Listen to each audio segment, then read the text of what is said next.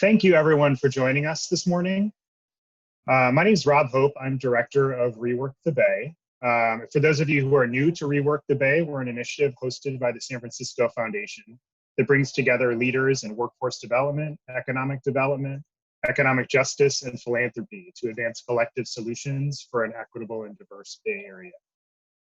We focus on 3 areas of work: increasing the number of quality empowered jobs, increasing equitable access to those jobs, and increasing the availability of affordable supports that we all need to be successful at work, including affordable housing, transportation, and childcare. Before we move into the content for today's session, I just want to take a moment to acknowledge the unprecedented uprising happening in our communities right now against anti-Blackness and violence in our justice system. We also know that a similar brand of institutional racism has created a situation where undocumented immigrants have virtually no public safety net in this country.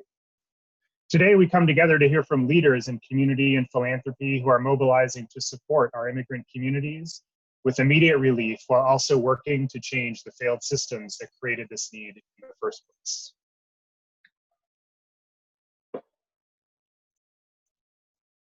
So the Bay Area Undocumented Cash Relief Network project grew out of needs we were hearing from our community leaders, philanthropic partners, and donors for greater clarity about what funds exist in our region to support our nearly 500,000 undocumented immigrant neighbors through the COVID crisis, identifying gaps in coverage among those funds, lifting up lessons learned from the funds on the ground to help other funds launch or grow their capacity, and increasing coordination and collaboration among funders and funds, all while acknowledging that philanthropically funded cash relief is only a short-term Band-Aid, and that what's ultimately necessary is systems and policy change.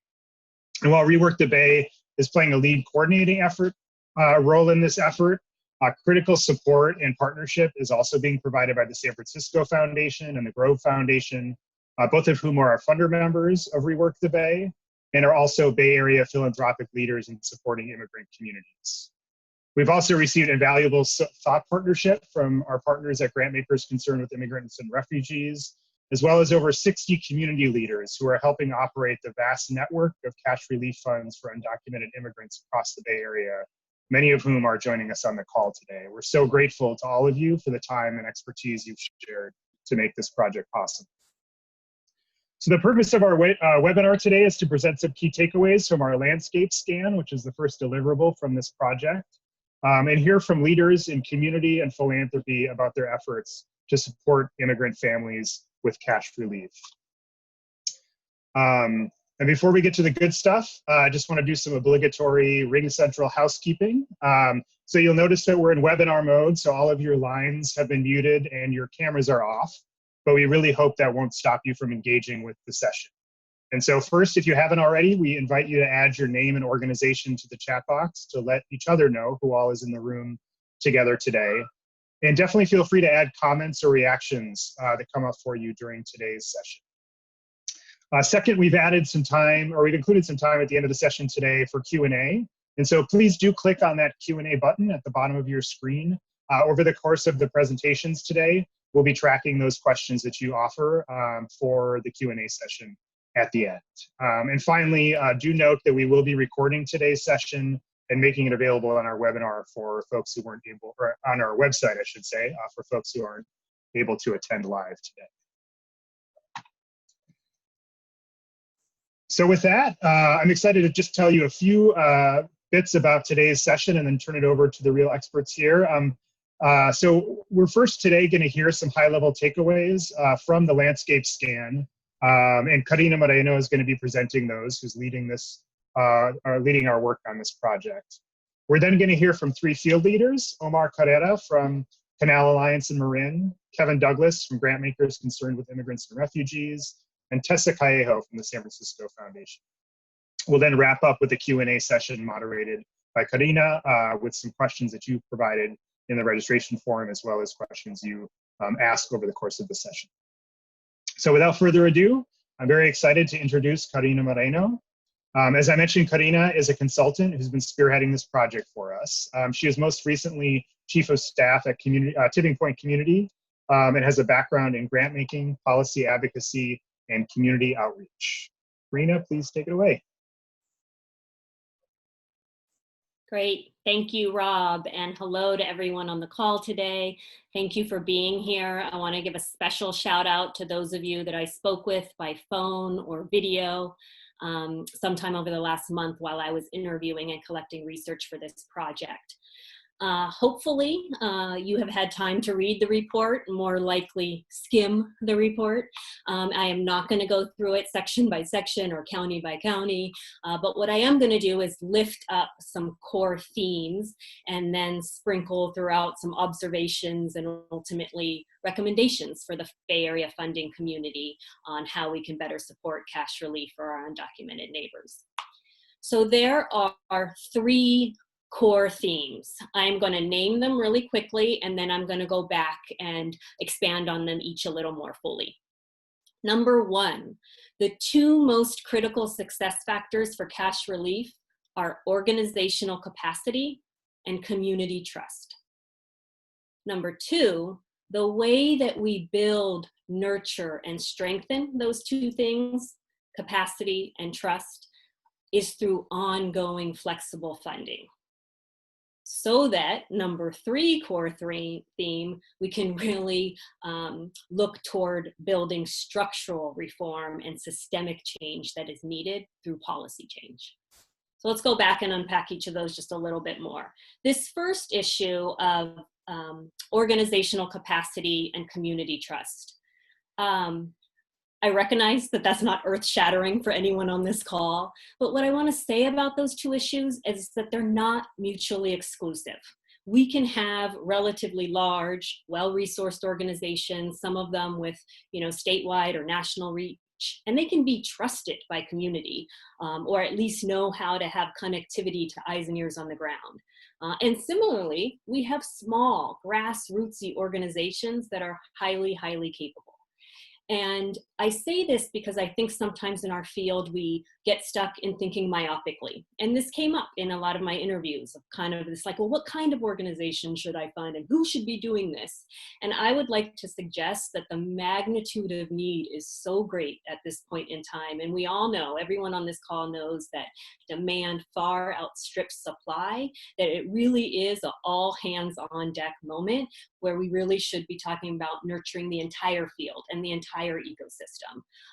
And so to put a finer point on it, we know that there are some funders that are more comfortable funding more well-established service-oriented organizations. Great, there's cash relief efforts out of those. We also know that there are funders that are more interested in power building and organizing. Great, there's a lot of cash relief at that ilk as well. And of course, there are funders and organizations interested in both. And really the point is how we nurture the entire field and ecosystem to meet the moment, as our governor says. So this leads me to core theme number two, which is the way to continuously build capacity and trust is through ongoing flexible funding. And the thing about capacity and trust that we all have to remember is that they're not static. You don't just achieve them one day, right? Every organization I've ever worked for, you don't wake up one day and say, oh, we got organizational capacity figured out, it's done. Nor do we say to ourselves, oh, trust, got that figured out, I'm now well trusted by everyone. They are constantly in motion, and therefore they constantly need to be funded and supported and nurtured. And that's really hard right now because we're in the middle of a crisis, and I do feel like all of you the sense of urgency. But the point I want to make here is that ongoing flexible funding, general operating support, the three most important words for funders and CBOs alike, requires really effective public-private partnership and well-coordinated networks. And I do want to call out two examples of this. I looked across the 9-county Bay Area, which was fascinating, by the way. And I would really look at Santa Clara County and Napa County for having pretty effective partnership distribution, and interesting reasons why. In Santa Clara County, I would argue that they have spent the last 10 years organizing themselves into a pretty cohesive homelessness response system that they were able to leverage in this moment in time. So an organization there called Destination Home, for the past 10 years, working with the city, county, philanthropy, business, CBOs, and it paid off in this moment. They're working with Sacred Heart, and it's a pretty centralized, streamlined system, but with lots of connectivity to local groups on the ground through subcontracting and MOUs, over 50 of them. So that's just a good example of a centralized but dispersed system that has been in the works for many years and is paying off in this moment. Looking at Napa, similar but different, I would say that Napa has the dubious distinction of being the county in our region that has the most experience with disaster. We can go back to the 2014 earthquake, the 2017 fires, the 2019 fires again, the power shutoffs, and they have a lot of experience in financial assistance and cash relief. They have honed their skills over the years. They knew exactly which two organizations to go to, how those organizations were going to partner with others. So I bring these two examples up. They're just illustrative. Of course, they're not perfect. I don't mean to suggest that everything going on in those two places is perfect. We all know that partnerships are inherently messy. They are nonlinear, but they are illustrative of basically the soil that had been tilled pre-COVID, during COVID, and hopefully post-COVID, of the importance of ongoing flexible funding and really supporting an ecosystem. And then that brings me to the third theme, which is what I call the long game, the importance of the long game. No question that cash relief is undeniably important right now. It is desperately needed. And it is no substitute for longer term structural reform. And I'm going to say everybody I talked to brought this up. There is a real hunger and a need to think about how we use this moment in time to advance policies. And, in many ways, the whole reason that we need cash relief is because it has exposed the inadequacy of our social safety net and the failure of our public institutions and the way that our economy works for immigrants in particular and undocumented folks specifically. So concrete examples here, lots of people talked about rent moratoriums, extending them to rent forgiveness, pathways to citizenship, making immigrants eligible for public benefits, discussions about exploring universal basic income replacement programs, lots the good stuff that my friend and colleague Tessa will talk a little bit more about later on in the program. So again, in summary, the three most important things: organizational capacity and trust, ongoing flexible funding, and not forgetting about the long game. Really quick before I move it to our panelists, I would be remiss if I didn't just mention the gaps that are named in this report. The effort here was not just to map efforts across the region, but to identify some gaps, and there are three named in the report: 2 geographic, 1 population. Solano County is a major gap.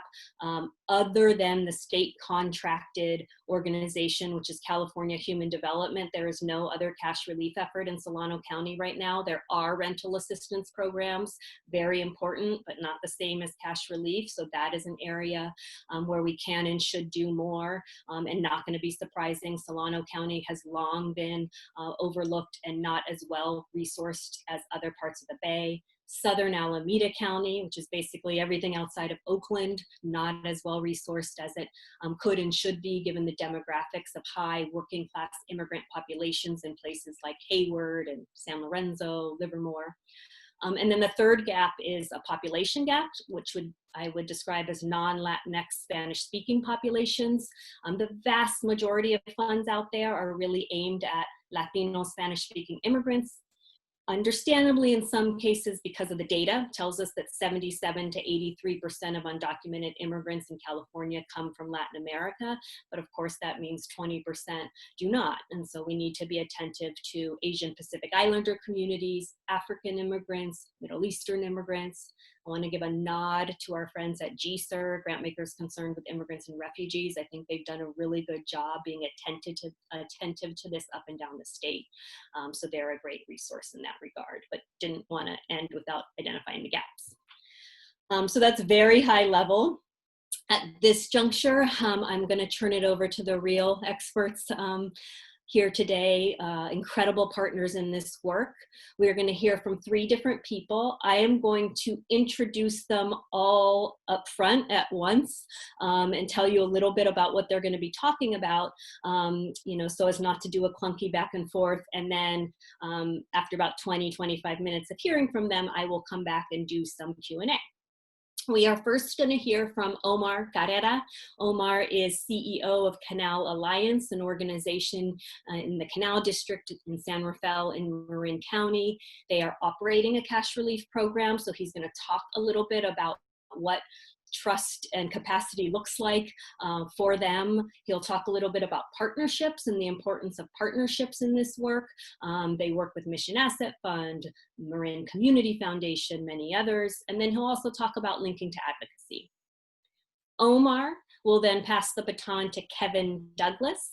Kevin is National Program Director at Grantmakers Concerned with Immigrants and Refugees, endearingly called GSER.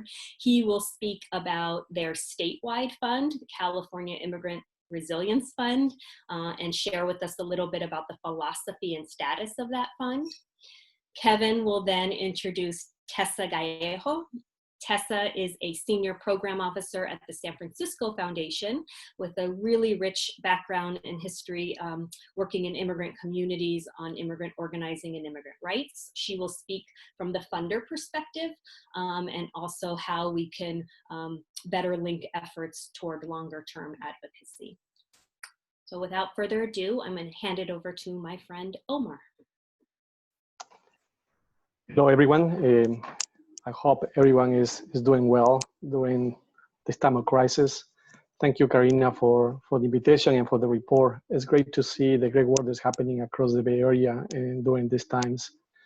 My name is Omar Correa. I'm the CEO of Canal Alliance. Our organization exists to break the generational cycle poverty for Latino immigrants and their families by lifting barriers to their success. Canal Alliance has been an anchor organization that has provided crucial services for the community since 1982. We are located in Marin County in the city of San Rafael. The 2008 crisis impacted the organization like many others and put our existence at risk. It was a wake-up call for us. Since then, we have been rebuilding the organization with a vision towards long-term sustainability. Organizational capacity plan had 3 key strategies. The technology infrastructure resilience. We move our file management and database to the cloud to improve collaboration, security, and scalability. The financial resilience. We implemented intentionality and transparency in our expenditure approach in relationships with donors and foundations. We also implemented a reserves strategy, new financial management protocols. We currently have close to $3 million in reserves. Another key strategy was the leadership resilience. We built a leadership structure and organization with a vertical leadership approach. This actually has helped us to improve communication inside the organization, the decision-making process, and develop adaptability as a core organizational competency.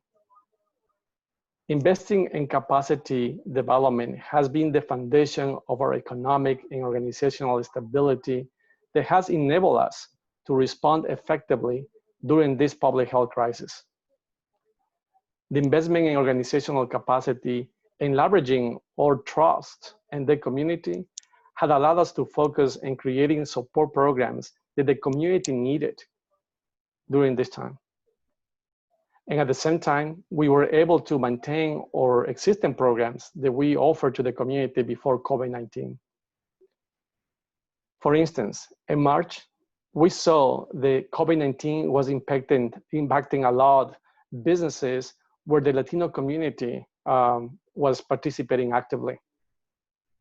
We were able to see quickly that people were losing jobs and wages. We knew the financial assistance, it was something that the community was gonna need. So we launched the program in March, and we launched a fundraising campaign to secure funding to help families during this emergency. We were able, today, we have been able to fundraise close to $2.5 million and have distributed $1.2 million to 2,000 families. We couldn't do this alone. So we really rely on partnerships. And so yes, in time of the crisis, people don't have time to build relationships, but we did. We built key partnerships with other organizations that have deeper expertise and fund distributions, and also with the local government, because we do need the local government to be part of this. These partnerships have allowed us to distribute money faster to clients. We have been able to bring the COVID-19 testing site to the canal.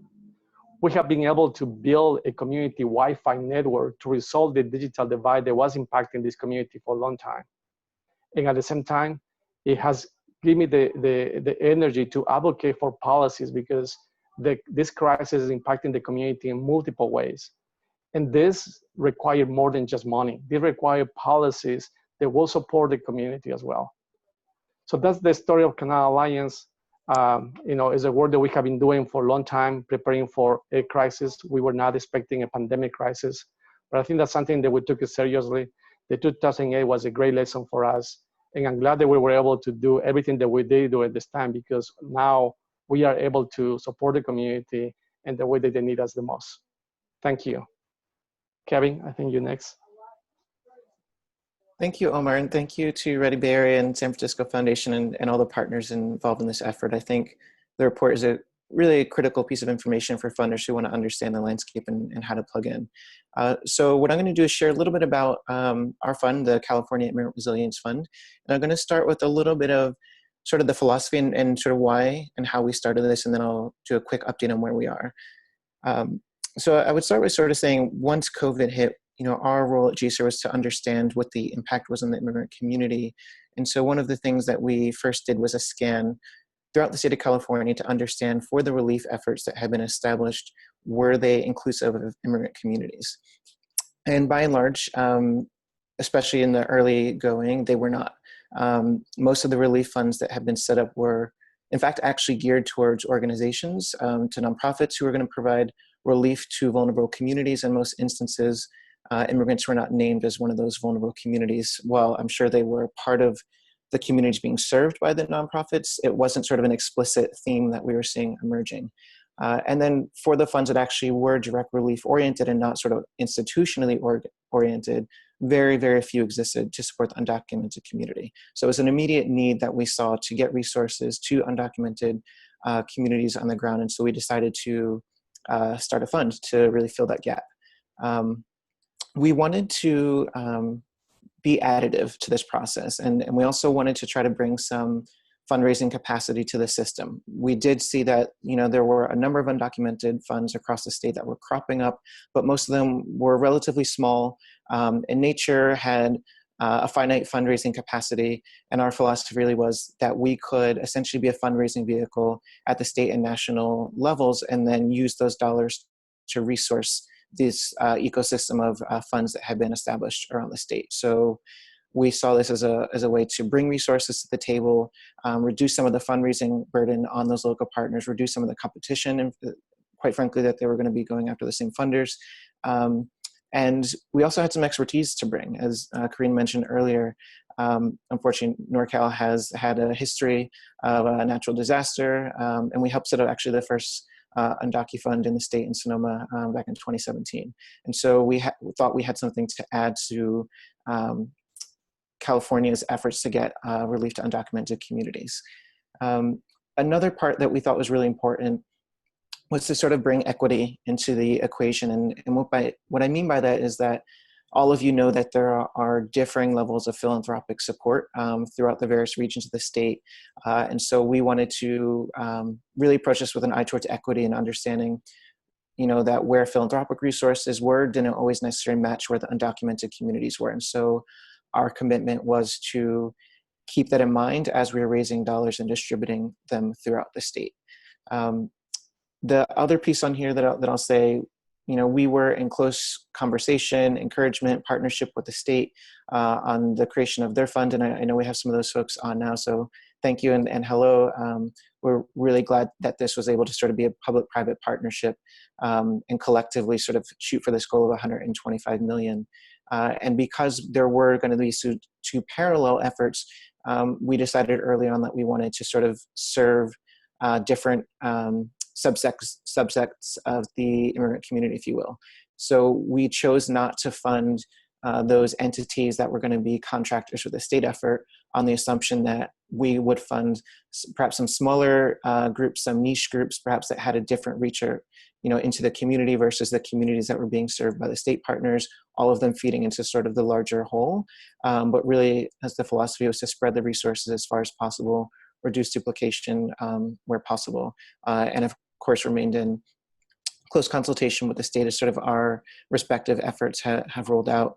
And the state was also really helpful to us in terms of fundraising and getting the word out about our fund, driving donors to our effort as well. So it's been a really nice complementary effort between the fund that we've set up and the fund that the state has. So with that, I will shift a little bit and talk about sort of where we are today. When we launched, we had a goal of $50 million. Right now, we're just shy of 40 million. So we have about 10 million to go, and we're actually hoping to go a little bit beyond that. We're hoping to raise another 11 million, because one of the things that is a challenge is the fact that most of the dollars, almost all the dollars we've raised, have been for direct regranting, which means to date we haven't really had the ability to offer admin support to these local partners who are distributing funds. And so we're in the process of raising additional dollars to be able to help bolster the capacity of these partners who are actually engaged in the direct relief. But we're certainly glad that we're at the 40 million threshold, and want to make sure we get to 50 and perhaps beyond. I think we all know that even if we're successful and reach our 50, the state deploys our 75, $125 million in a state of 2 million plus undocumented folks, many of whom have been impacted, obviously will not meet the full need, but it will make a difference for those families we are able to reach. To date, we've distributed a little over $10 million. There's of course a little bit of a lag between the times that we get funds committed and when they actually land at our fiscal sponsor, which is Tides, for this effort. So we've been rolling distributions out as they come into our fund. And to date, we have about 55 partners. We had a lot of conversations, dozens of conversations with field groups throughout the state who had set up funds, who were thinking about setting up funds, to identify those that had the capacity, the connection to the community, the practices in place that would set them up to be good partners for our fund. We have, really sought to preserve autonomy of the local efforts. And so we haven't established any sort of criteria for them other than that they're serving undocumented community members and that they, have some obviously checks in place and some system for screening, et cetera. But all of the local funds that we've chosen, all these local nonprofits, have established their own prioritization criteria, their own fund limit or grant limits per family or household, their own outreach strategies. We really wanted to step back, raise the money, give it to the groups on the ground that really were running the show and just let them go with it. The way that we just decided to distribute our funding was almost in parallel with the way the state set up California into sort of 8 regions. And there's sort of if you haven't seen the fact sheet, we can share the link to it, but it includes the percentage of undocumented folks in each of the 8 regions of the state. And so we essentially just decided to mimic that with our dollars. So for instance, here in the Bay Area, I think it was 19% of the states undocumented are in the Bay Area as defined. And so 19% of the funds that we raise will ultimately go to the Bay Area. And we saw this as a way to make sure that each region of the state was getting funds commensurate with the need, as opposed to sort of where the dollars were necessarily coming from. As Karina mentioned earlier, we wanted to make sure that we were looking at special populations, niche communities, et cetera. And so we've really made efforts to reach organizations that are serving farm workers or day laborers or the car wash industry, indigenous communities, LGBT communities, API communities, Black immigrant communities, and really trying to have a rich diversity of partners who are going to make sure that all individuals across the undocumented community would have access to the fund. I will share two more things. I think I'm probably low on time here. Although we haven't been able to offer admin support to date, and I think we're close to be able to do that, what we have been able to do is offer some systems that we hoped would reduce the burden on these partners who are doing the work. And one is we're able to sort of get a free intake platform for data management and reporting that all of our partners had the ability to use and customize for their own community. So hopefully removing that need on their end. You know, there's a mix of Google Sheets and Docs, and this was sort of a platform built on Salesforce that was really powerful and free to our partners. And also we were able to negotiate with OmniCard for free cash cards that folks could use at any point of sale with no charge. And so that was a cash distribution methodology that we were able to bring to the table as well and reduce that need for our partners. So that's sort of where we are. I'm happy to take sort of questions later on. Like I said, we are still pushing to sort of raise this last 10 million. We are still potentially vetting additional local partners throughout the state who might not have been in our first 2 rounds of distributions. And just a thank you again to the state for their partnership on this, to the funders on this call who have actually contributed to the fund. Yeah, so thank you so much. And I'm going to turn it to Tessa, who is going to talk a little about from the funder perspective. Good morning, everyone. It's my pleasure to be with you and to take a few minutes. I don't want to cut into our question and answer time. But what I want to be able to add to the conversation is that the work for us as funders is not just our individual institutional or donor funding. It's really about how do we move collectively and how are we building the field and responding to the crisis currently, or the multiple crises that really where we have a perfect storm when you look at what the impacts are on undocumented immigrants and families. But how are we building towards the future as we do this investment or investments, because there's still a great need for more philanthropic dollars to be mobilized. So I want to highlight that we already do organize together, because a lot of times grantees say to me, well, you should be organizing other funders and et cetera. And the reality is that we have, since 2007, with the great leadership of the grant makers concerned with immigrants and refugees, have had a table called the California Immigrant Integration Initiative table. I'm the Northern California co-chair of that table on behalf of the San Francisco Foundation. And that's the table where foundations that are committed to advancing the rights and civic engagement and leadership of immigrants and refugees have been meeting and mobilizing together and learning together for multiple years. So what I want to do is to add a little bit to the nuances of the report, and also in some ways issue a call to action to us as funders, because I think that's really what's critical at this moment. And I think the thing that's most important is you go to page 22, if you haven't already printed this report out, it's excellent. And really at the very end, there is a series of funders' recommendations. And it really is a resource and a tool for coordination and collaboration for us as funders. But it's not a substitute for doing the coordination. It is not the roadmap that's going to tell all of us what we should do. That's our job as funders. And it's not just about building the funding for legal services, health, education, all of the bread and butter work that many of our philanthropic institutions are involved in, but it's also about building, organizing the power and the policy advocacy. So what if we didn't look at this as a rapid response moment? What if we looked at this in terms of the crisis as an opportunity to build capacity as we go forward for the really fundamental structural and systemic changes that we need in terms of immigration policies, both at the state and at the federal level? Because really it's our responsibility as Californians and as funders to make sure that there's a safety net for all Californians, regardless of immigration status. And as it says in the report, we're not talking about essential workers. Yes, of course, but we're talking about essential human beings, neighbors, friends, family, essential members of our communities. So first, I want to invite any of you who are not already participating in the California Immigrant Integration Initiative table to join us. We have a quarterly meeting where we get together, we get informed, we connect, and we catalyze action. And it's a really awesome place to be able to figure out how to do pooled and aligned giving, and also to do organizing with one another. We also have a legal services working group, and Sara Campos is the lead now with Growth Foundation. We're meeting this afternoon. So there really is a space already that we can come on, side by side with our field, with the leaders in the community, to try to address the critical issues facing us.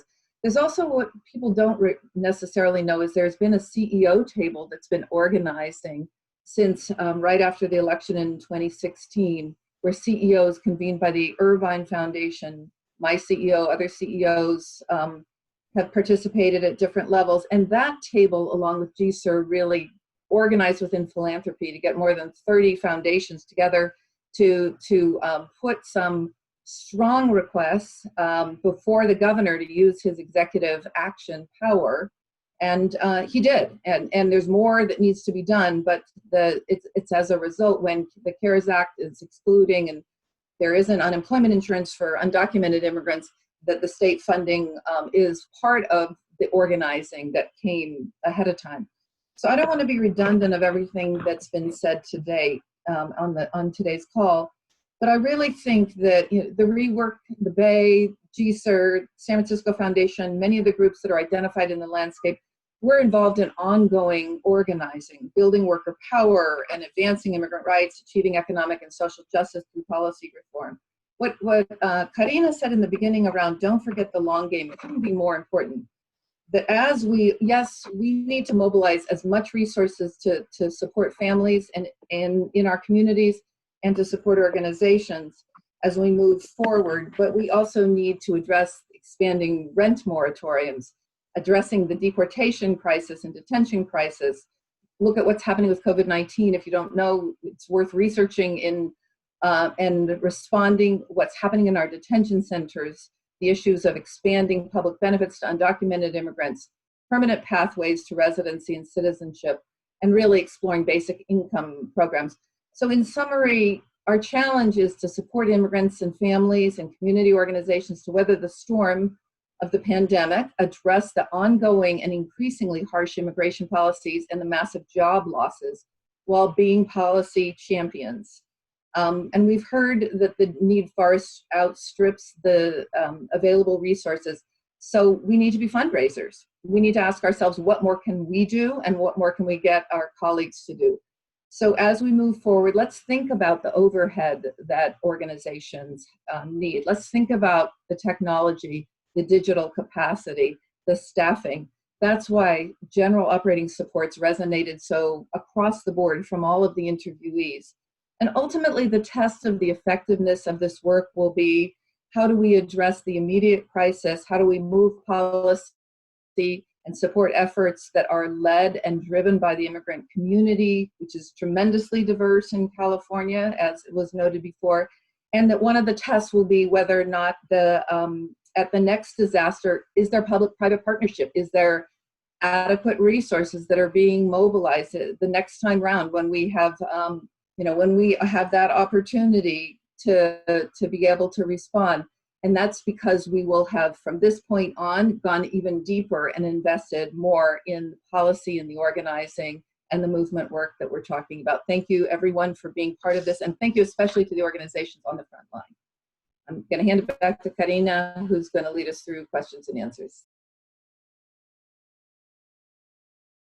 Great. Thank you, Tessa. Thank you, Kevin. Thank you, Omar. It's been a complete joy to work with all of you on this project. And Tessa, just wanted to double down on your commentary that it's about humans being essential. I couldn't agree more. So at this juncture, we want to take questions, and I would invite you to submit your questions through the Q&A tab at the bottom of your screen. We really want to have a dialogue. You can direct your question to a specific individual, whether that be Kevin, Omar, Tessa, or myself, or a more general question, and we will block and tackle as needed. I will kick us off with two questions that came through during the registration process. So many of you were able to comment or ask questions, and I want to address two of them to get us started, but again, would invite folks to submit and we will attend to them. So two questions that many people asked. One, how were funds selected for this landscape? And two, probably the most important question everyone asked is how do we better coordinate and fill gaps? So the first question about how were funds selected for the report, I talked to over 75 people across the 9-county Bay Area, most of them nonprofit leaders and CBO folks who were operating funds. Initially, they came to me through the San Francisco Foundation, through GSER, and through my own contacts. But of course, as is often the case, I would talk to one person and they would lead me to another person, and I would talk to one organization and they would say, oh, you got to talk to org X, Y, or Z. And then importantly, organizations were included if they met key criteria, providing cash relief to undocumented folks that suffered job loss due to COVID. And funds that were specific to the undocumented community for the most part. There were some exceptions made along the way because many of you here know that it's a really complicated and messy landscape and it's hard to be totally pure all the time. I would say importantly though, funds were only included if I could talk to them and verify information. That's the other very important point to be made here that I think everyone knows, but the situation is evolving and changing rapidly. And so I was hesitant to include information based on second or third hand information. So everybody in the report was talked to. That was an important piece. I would invite, to the extent that there's people on this call or know about other funds, if you want to contact me to be included for the full report that will come out along with a toolkit, I'm happy to update or include. In terms of the second question of how do we better coordinate and fill gaps, I mean, honestly, the hope is that this document and this webinar is a starting point. It is a resource to the extent that there are funders on this call or organizations that are interested in connecting with others in your local community. We can help facilitate that. You can contact me directly. You can contact Kevin or Tessa. And that's part of this effort to try to better connect the dots. And so to the extent that we can help facilitate that, we will. And, I think as Tessa was saying, it's all about kind of connecting and self-organizing. In terms of how to fill the gaps, I would have a few thoughts and leads there. If there are folks that are interested in Solano County, I would point you in the direction to Catholic Charities in Solano County, who's running the rental assistance program. Also some great smaller grassroots groups on the ground, Centro Latino and Voces Unidas, and of course United Way of Bay Area and First Five have provided a lot of leadership from the philanthropic side over the years. In Southern Alameda County, I think that East Bay Community Foundation and the YNH Soda Foundation are good resources. There are organizations like La Familia in Hayward, Fremont Family Resource Center, Centro Legal, interested in expanding beyond just Oakland. So there are some ideas there. Happy to talk to anyone who wants to learn more. And then of course on the non-Latinx immigrant population, I think GSER is a great resource. Somebody is asking about Livermore in particular. La Familia, which is based in Hayward, has reach in Livermore and is interested in doing more in Livermore. So I would point you there, as well as EBCF. Amy Fitzgerald can be a good resource as well. So that's a little bit about coordination and gaps.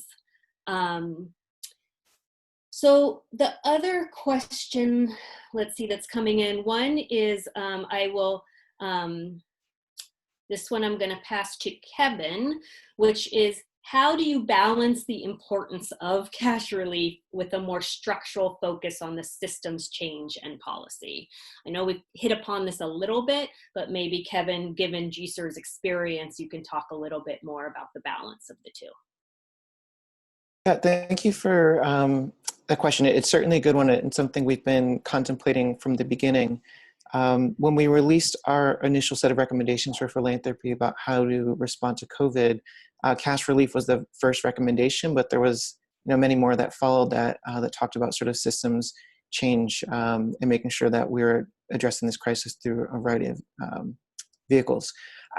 One of the things I think here is there's sort of like no wrong door for funders who want to support in this space, and there will always be a need for emergency relief, crisis response.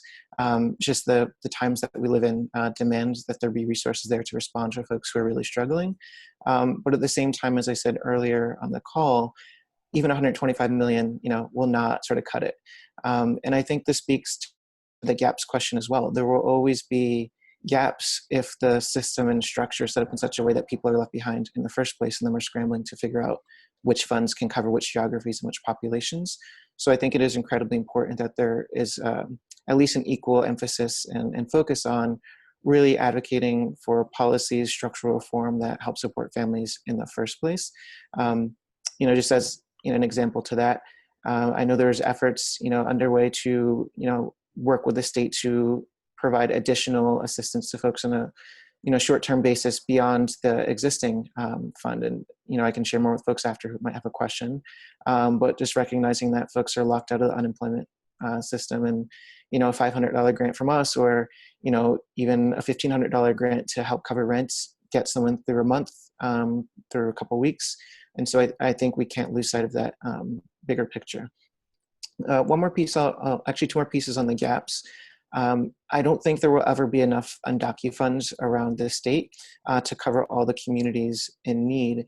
And so I think part of this is also not just thinking about how do we set up specialized efforts to support the undocumented, but how do we make sure the broader philanthropic responses include immigrants. As I mentioned earlier, there was a lot of focus on quote unquote vulnerable communities, and in many cases, they were spelled out as homeless or low income, and of course, those are vulnerable communities, but there's very little inclusion, intentional inclusion of immigrants or undocumented immigrants in relief funds as they're being set up. So I think making sure that relief efforts writ large are aware of the undocumented and immigrant community, including them in efforts, helps close gaps. And then investing in infrastructure and capacity for these organizations. When we did our scan around the state of all these local funds and nonprofits, we had to assess the capacity of partners to receive cash from us, $200,000, or more to give to the community. And if they didn't have the administrative capacity to do that, it meant, unfortunately, their community was missing out on an opportunity for relief. And so making sure that we're building the capacity infrastructure, as you said earlier, general operating support, flexible support, helps build up systems and networks that then are in place to receive funds and minimize gaps the next go around. So there's lots of sort of ways to respond to this question of gaps and systems change. And I'm glad folks are engaging in the dialogue and wrestling with the question. Great, thank you, Kevin. Another question, I'm going to read it and then invite panelists to weigh in. The question is, as we talk to major individual donors and family foundations who want to support the undocumented community, it's difficult to guide them about where to direct dollars to have the most impact. Is it SURF, which is California Immigrant Resilience Fund, individual orgs, or both? What do you recommend, especially if we're focusing on specific counties? Tessa, I'm gonna. I'd like to weigh in here because I think that when GSER set up the statewide fund, the intention was to be able to harness funding from many statewide foundations or national foundations. It wasn't to be the be-all, end-all, but to mobilize at the level that it was naturally positioned to do. I think if you are a local funder or you're a regional funder, I think the scan is meant to be a tool and a resource for you to look at what's happening in your county and look about how you can come in and invest locally, and not to the exclusion. If it is more of a fit for your institution to do a pooled fund, GSERS, the CIRF is a wonderful tool, a wonderful opportunity. But really, we need folks to roll up their sleeves and invest, expansively and immediately, and we're here to be resources to talk to you about it. Karina is an incredible resource, having done the scan. Kevin, of course. And then I'm here as well to be of assistance. The other thing I just want to add on the advocacy side is that foundations can be part, those that can, in advocating for local counties to invest funds, and that we've already seen some success in that effort, San Mateo County being one of the most recent.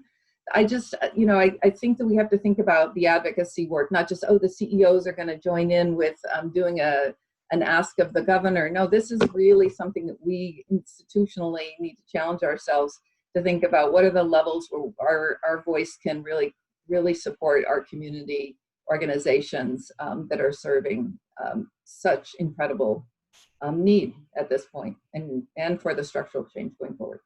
Great. Thank you, Tessa. My quick answer to that question will also be both. Both and. If my colleague Kelly from Tipping Point is on the line, she'll be annoyed that I use that term, but I'm a big both and person, I think, and this moment calls for it. So in terms of directing funders, there are multiple places, right? That's the point here. So I'm going to have Omar have the last word, and would love for Omar just to, leave us with any kind of tidbit, lesson learned, thing that you really want funders and or your colleagues in the field, Omar, to know about your experience operating cash relief, any words of wisdom for those of us that are interested in continuing to support and grow the field based on your experience. Thank you, Karina. I would say I want to just acknowledge it is very complex, right? Even helping people is a very complex issue. And I don't think there is one single strategy for all communities. I think we really need to invest in all those funds and all those strategies that are available, because CBOs in those particular communities, they know their community better than anyone else.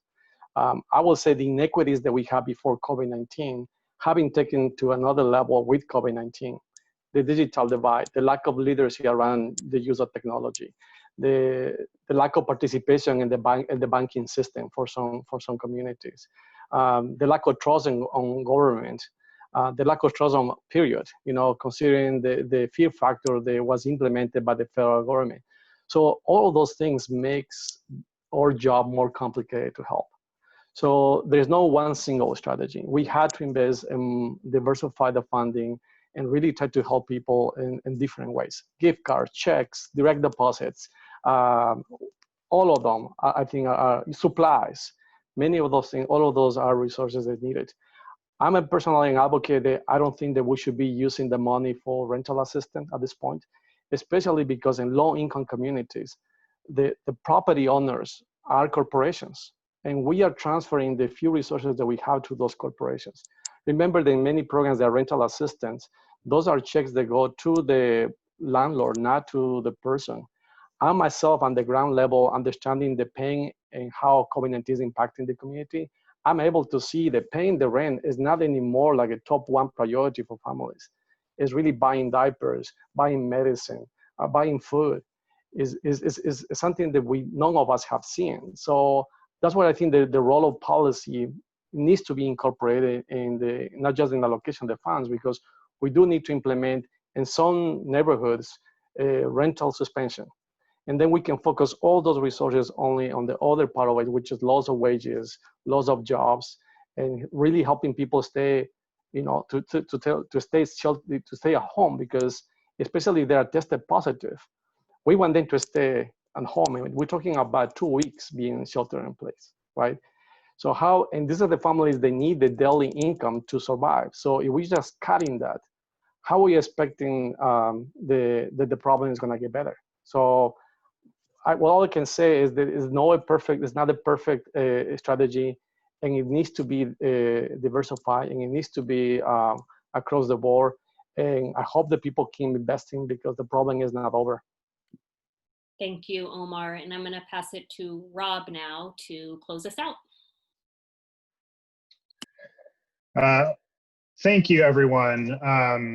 All of our panelists and Karina for moderating today. It's really important information. I really appreciate you all being here to share it with us today. Before I'm going to throw it back to Kevin, Tessa, and Karina for just a 30-second how attendees can stay connected to this work. in just a second. But before I do that, I want to thank everyone again for attending, the panelists for participating, and also Jamie Brook and Kyla Tolentino for your technical support and planning that made this webinar possible. And with that, Kevin, Tessa, and Karina, can you just take 30 seconds each to offer information about ways for folks to follow up and or get more involved? And I'm sorry, I'll ask Kevin to go first. Thanks. Sure. Thanks, Rob. I would say feel free to reach out to me. We have the California Immigrant Resilience Fund. As I said, we still are about $10 million away from reaching our goal to maximize cash assistance to the community. But beyond that, we're also a resource to philanthropy on technical assistance, peer learning, education on how you can, tailor your grant making to support immigrant communities. So we're happy to connect on either of those fronts. You can reach me at my email, which I will drop in the chat box. Thanks, Rob. Okay. Kevin and Tessa? I'll just jump in there and say, Kevin is a little understated, that GSER is a phenomenal resource, and we have a California table, the C3 table that Kevin also supports and works with, and I just want you to know that you can reach out to me here at the San Francisco Foundation to talk more about how you can become engaged with this collective of foundations that are moving together.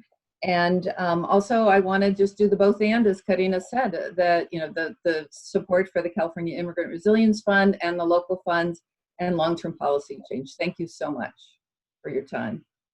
Thanks, Tessa. Karina? I would just chime in and remind everyone that the landscape scan, which was primarily geared toward funders, was part 1. We are quickly working on a part 2 forthcoming toolkit that is more geared towards CBOs, nonprofits, and actual operators of funds. And so if any of you out there have information, tips, resources, please contact me to be included in the toolkit. And then by all means, I am more than happy to talk to anyone offline about specific counties, specific organizations, specific funders. I am here to be a resource to all of you. Thanks.